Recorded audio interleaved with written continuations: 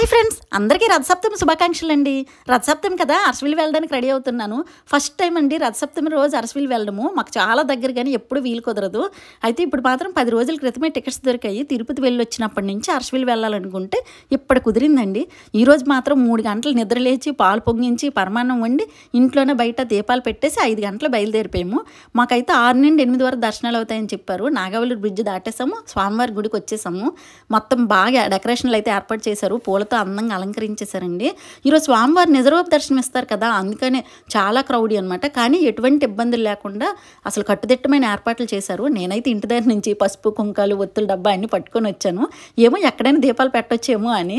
So దర్శనం అయితే అయిపోయింది. అంతా వెతుకుతున్నాను ఎక్కడైనా దీపాలు పెట్టొచ్చేమో అని. కానీ స్వామివారి గుడి బయటన ఒక మూలను పెట్టారండి అందరూ దీపాలు. సో నేను కూడా అక్కడ స్వామివారికి అయితే 7 ఒత్తులు వేసేసి దీపాలు వెలిగించేసి మనస్ఫూర్తి దండం పెట్టుకొని వచ్చేసానండి. Bye friends.